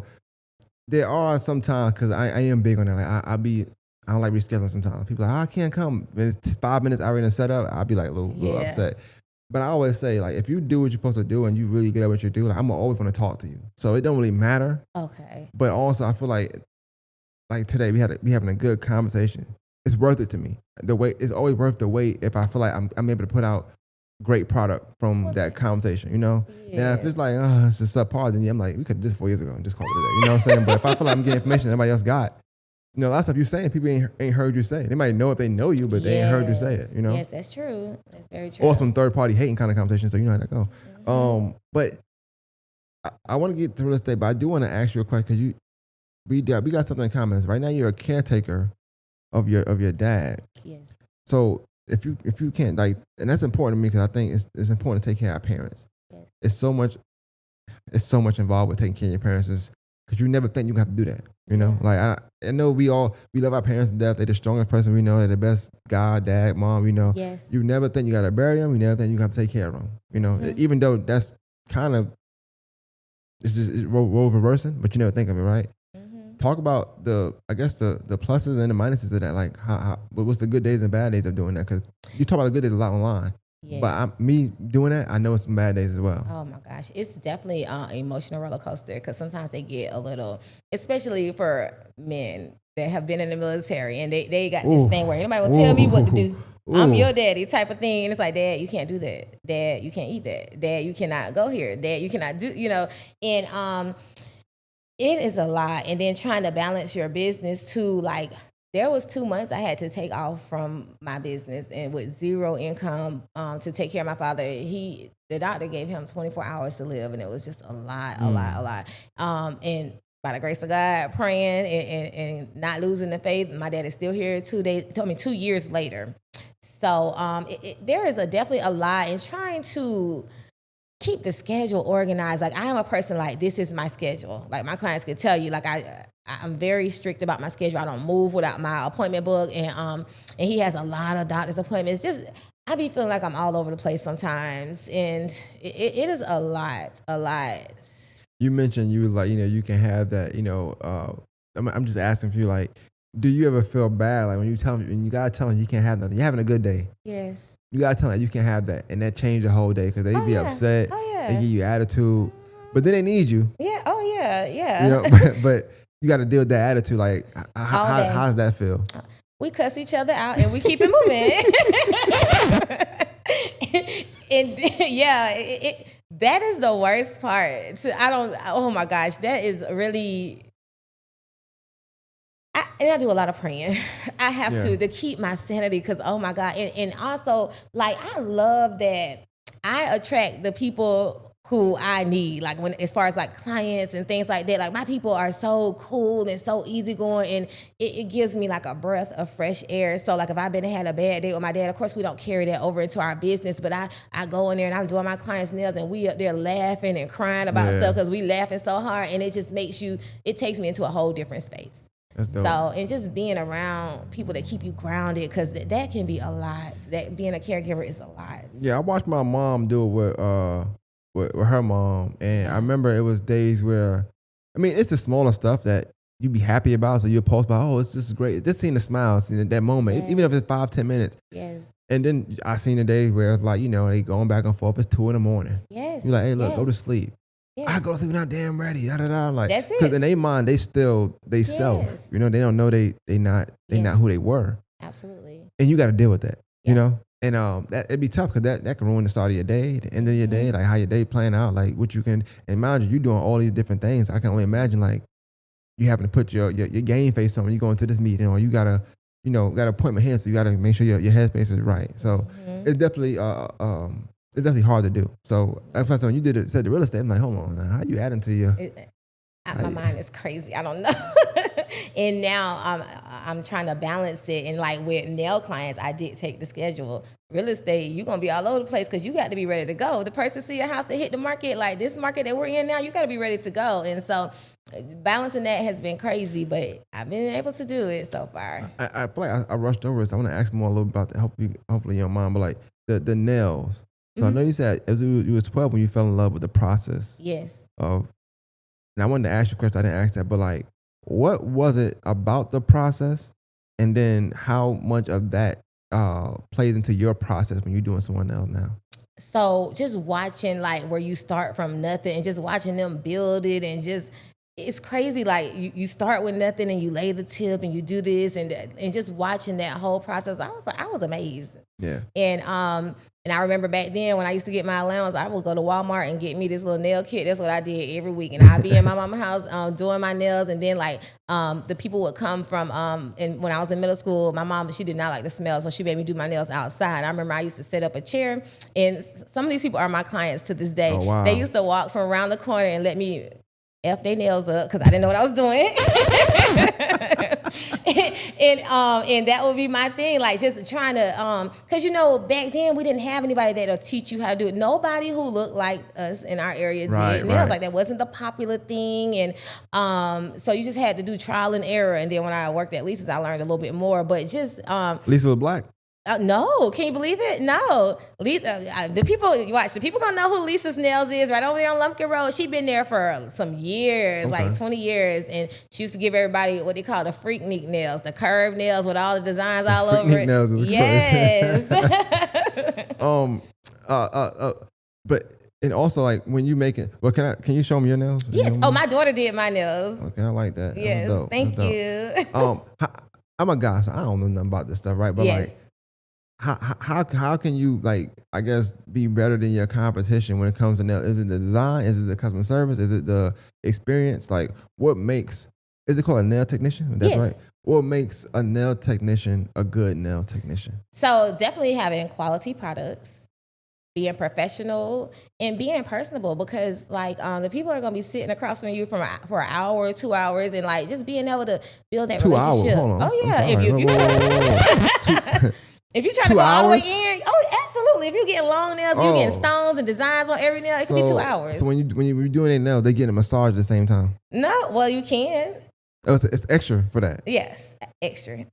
You gotta get your 2 money. hours Get is your money. crazy. Hold on. So imagine sitting across from somebody 2 hours, they got an attitude. Like they're never coming back. And just like you build a relationship with your clients, because like I've watched my clients, it's so crazy. They start and now their daughters are growing. Like one of my, I just sold a house to one of my clients. She used to be my little baby. Like I used to do her nails for prom and stuff, and now she grown buying a house. You know, it's like building that relationship with your clients really matter. Full circle because and like now, like I definitely do not think I'm the best nail tech, but I definitely offer a quality service with a quality product. And I say that because like my clients grown now. Like they've been coming to me every 2 weeks for 13 years. So I don't really advertise nails a whole lot because my regular clients gonna come every 2 weeks. These ladies grown, they getting short square nails. They not getting all the designs, all the fun stuff that all the other nail techs get to do, like the younger ones and my daughter gets to do. I don't get to do that because my client's not going for that.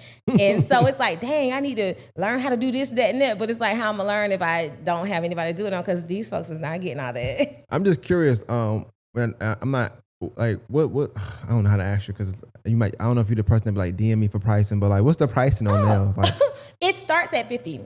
So short square nails start at 50. It can go all the way up to $200. It just depends on what it is that you're getting. And I'm definitely not the person that say DM for prices, because I don't like that. If people tell me that, I'm moving on to next. But I have a website and had a website for 13 years. The prices are on the website. There's nothing hidden. And sometimes I know if you don't do nails, you might not understand all the verbiage on the website, but I have a business phone number on there. Like I'm very transparent with things like that. I'm just curious, what kind of words would they understand? I'm not being funny. Like for instance, like if I say like a simple freestyle, it may look simple to you because you're on the outside looking in and you're not the nail tech and you don't know, and you show me something, I'm like, oh no, girl, that is doing the most freestyle. That's a little bit up. Yeah, but I don't expect you to know that because you're not the nail tech. So stuff like that. You said the price can range from 50 to 200. Yes, right? And it just stood out to me because it's a possibility it could be $200. Yes. And then you did for 2 hours. Yes. It's a lot of money per minute. Yeah. And also though, everything is not profit. Like doing nails is expensive.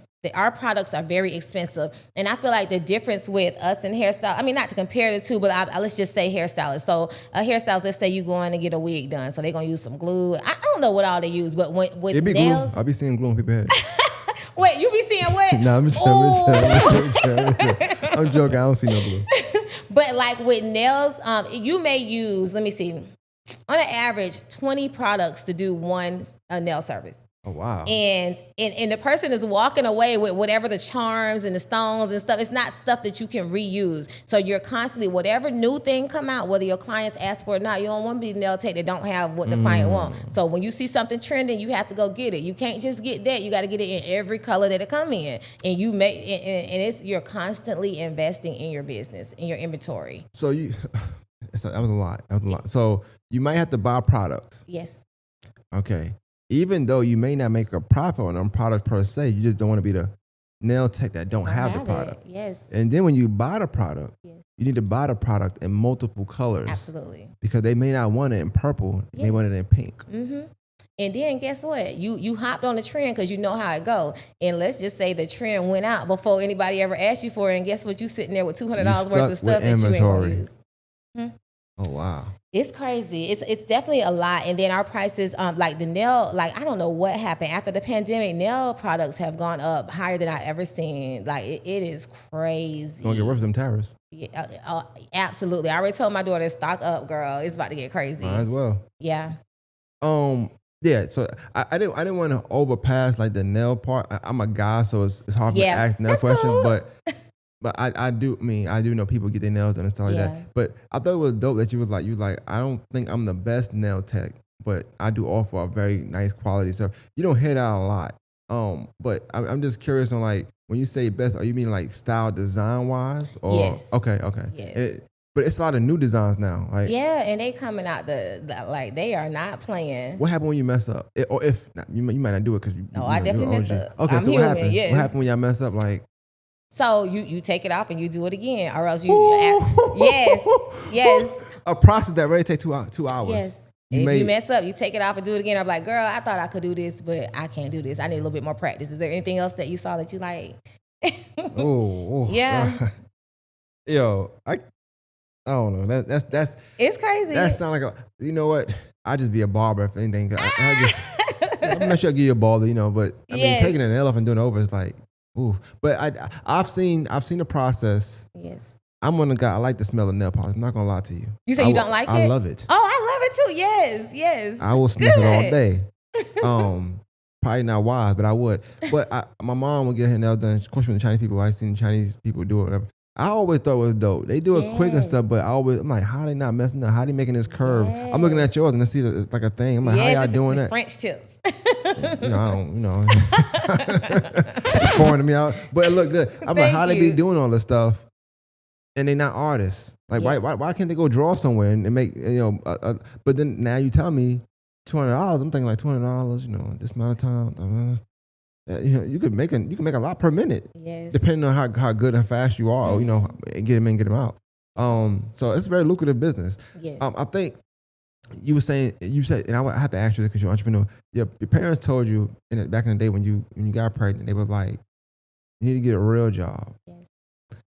And I think in today's world, at least when I'm calculating, I feel like a nail tech, a hairstylist, a barber. Whereas in the past, maybe they weren't real jobs. They make good money. Yes. Y'all, I'm sorry, make good money. Yes. Haircut costs $45 in some places now. Oh, is it really? Not for me. Oh. 20. I got 20. I know that's right. It. I can't even tip like that anymore. I'm like, the 20 was the tip. I thought it was 15. Yes. But 20. But even still, you getting 10 heads. That's 20. If you might get more than 10. Mm-hmm. But that's a lot of money per day. You got people that make $1,000 a year, and they calculate and they don't make 200 a day. Yes. But a barber can, and they can be off on Saturday, on Sunday and Monday if they want to. Absolutely. So the days of those jobs not being real jobs, I think, are long gone now. Yeah, absolutely. I'll never forget. Like in Glen Hills, we had what they call the vocational hall. So that was the people who did like all the tech prep. Yes, and then you had the college prep hall. I remember I used to be so embarrassed walking down the vocational hall, going to the cosmetology area because they were like, "That's the dumb hall. Them the dumb people."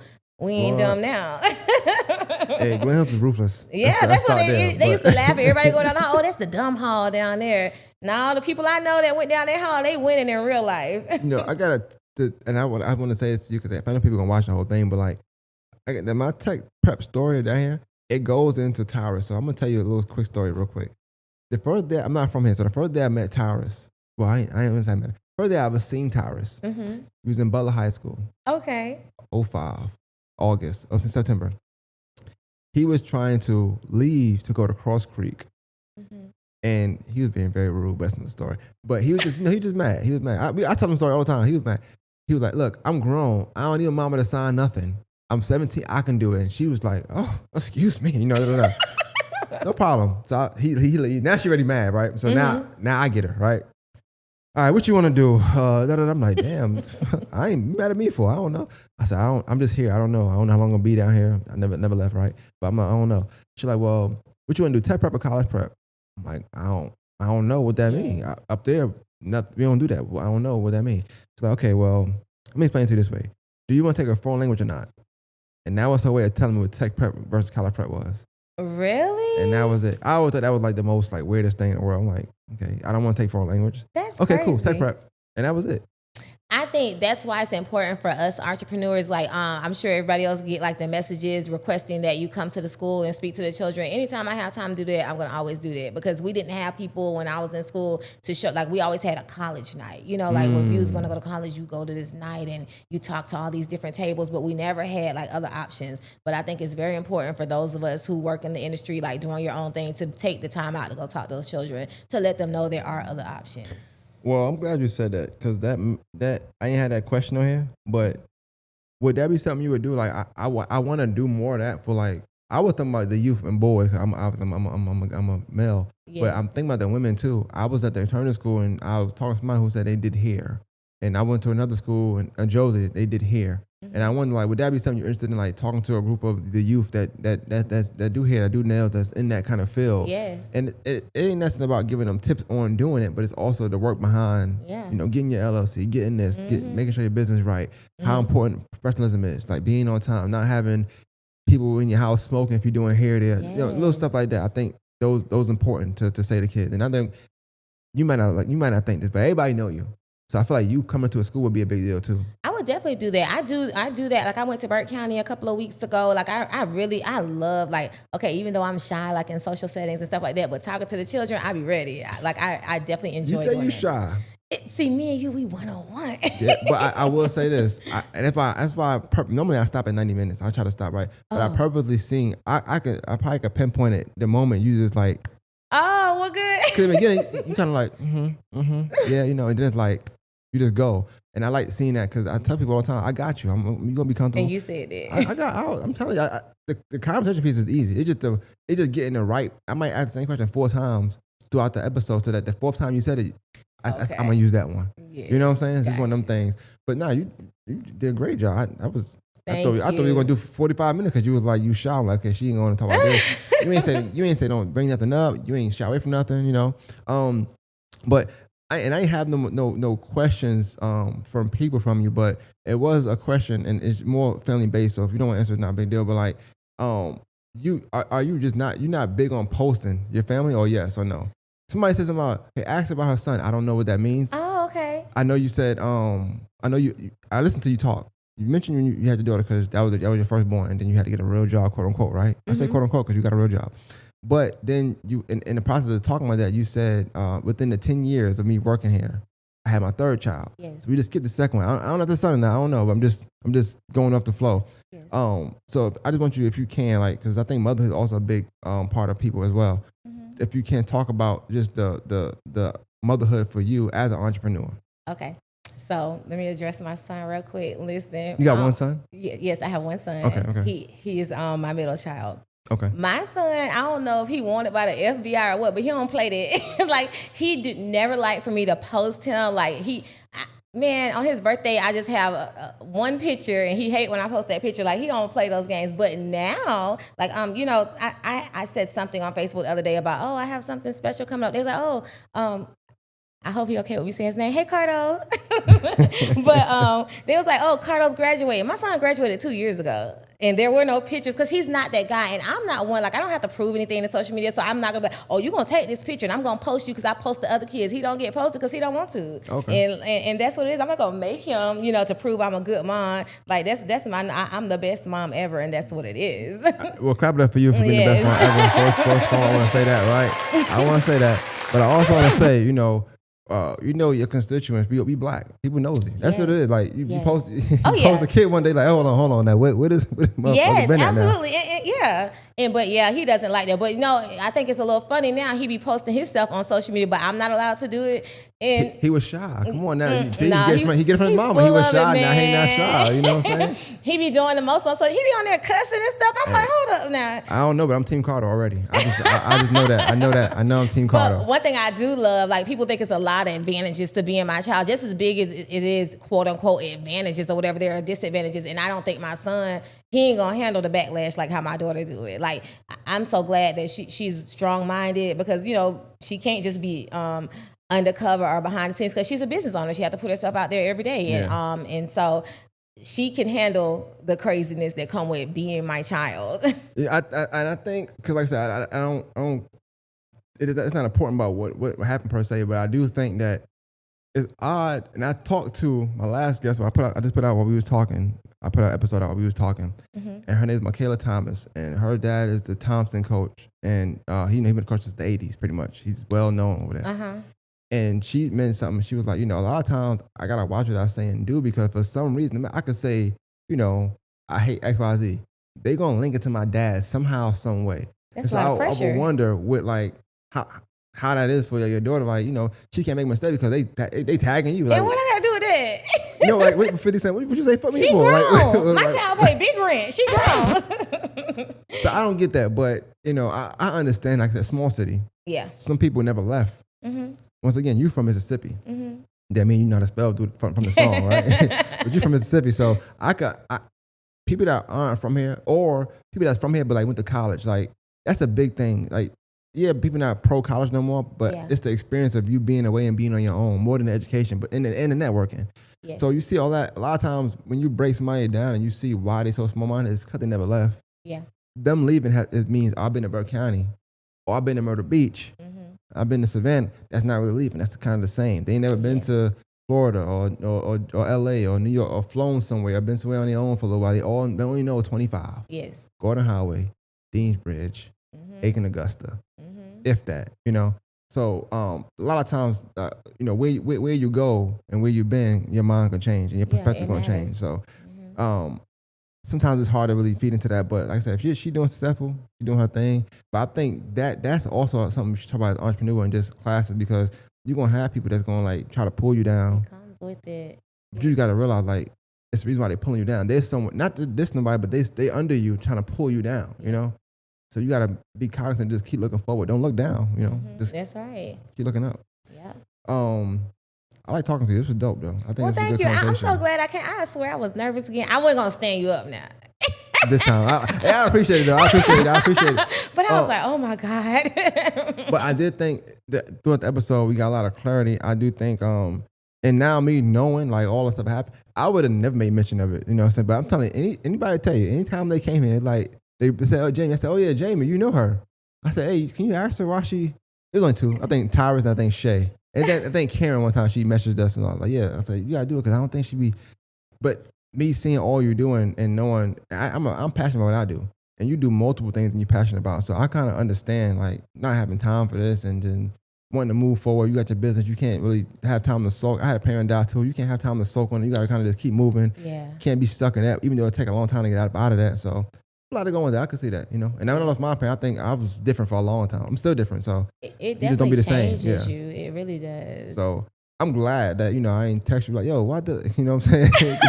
Because you don't know what's going on. You know what I'm saying? But nah, it was dope. And then just having you talk about the SBAs and being a nail tech and things like that, I think it's dope. I think it's good that people see you in this light though. So you should do more. I know you did Dorian's one time, and I think I remember watching that. I didn't learn a lot because I had like a conversation per se. Yes. But I do think that you should do more or do your own. Like, you can go live and talk. I know you probably don't want to, but you can go live and talk. You might have little segments. I gotta get out of. Yeah, I'm doing better.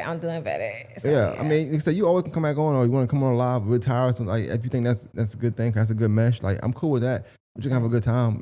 I wouldn't mind. I think that'd be dope for Tyrus and you actually, and for me, because y'all are popping. I'm just I just got the camera.